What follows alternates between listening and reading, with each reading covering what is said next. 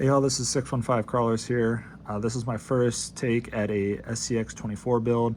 As you know, I have done TRX4M builds in the past, so take everything I say with a grain of salt here because I don't know what I'm doing. This is just kind of what I thought would do pretty well for an SCX24. I built this one for class 2 of a comp build. So here we go. Starting off with the chassis, it is a full carbon fiber chassis from Hardpark RC. It is a Goblin V2 chassis. As you can see in here, we have the Hardpark DWS transmission with an 11-tooth brass pinion from Furitek on the Komodo Furitek system with the Lizard Pro ESC. We have a Spectrum SR215 system in it that is a 2-channel receiver that I have mounted up on the side plate here. As far as the links go, these are the Goblin V2 links. These are not the XL, these are just the standard links, which are pretty nice because as you can see in the rear, they tuck right up into the frame without the drive shaft showing. As you can see, the drive shaft is right here, but when you fully compress it, it is gone. So it does have a lot of breakover angle in the rear. Even at full droop, it's not showing there. And same with the front. It's a little bit shorter links, not a hard of an angle, but the drive shaft is well protected in there. Going up to the front, we have the Injora 11 kilogram cordless servo right here.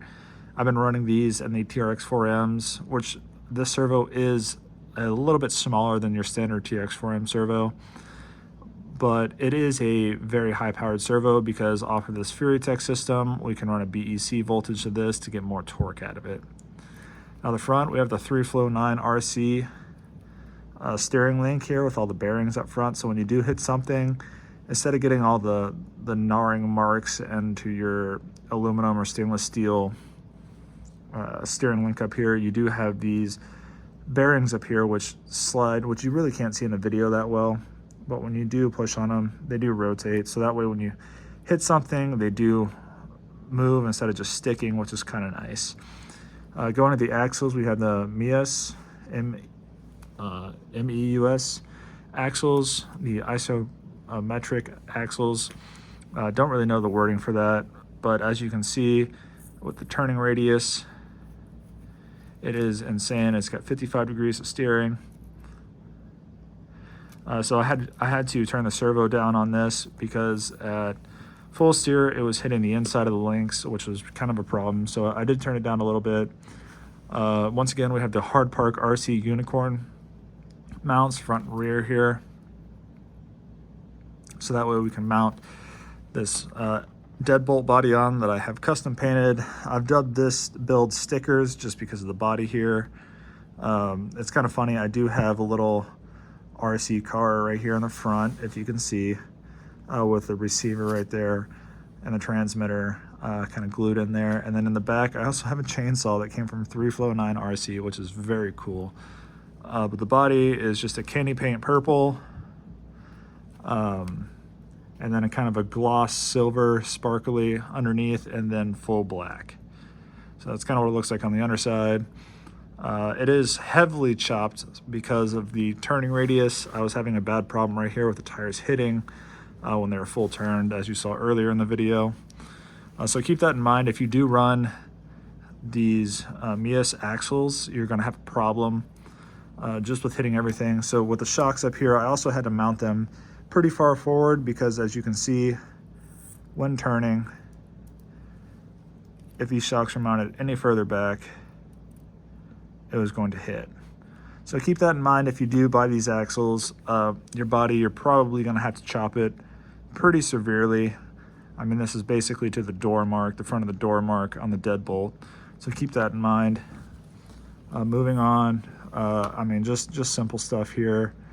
I've used Velcro to attach the receiver, the ESC, and then the battery will go on this side right here.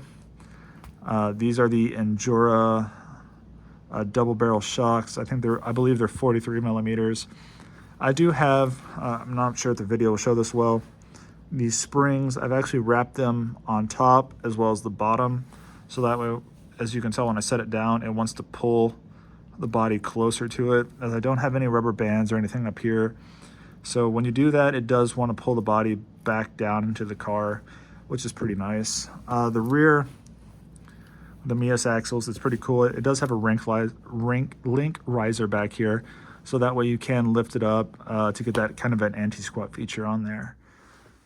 So as far as this goes, the chassis, I have left this back here for a rear bumper, which I don't think I will do, it is riding on the rear axle right now, all the way down. So I'll probably cut that back up to the rear shock mounts right here. But the front, I did have to cut, as you can see, right here and right here, because it was hitting the servo, and it was also hitting the front steering right there. So that was kind of a problem I was running into. But besides that, like I said, I haven't run this yet. It is what it is.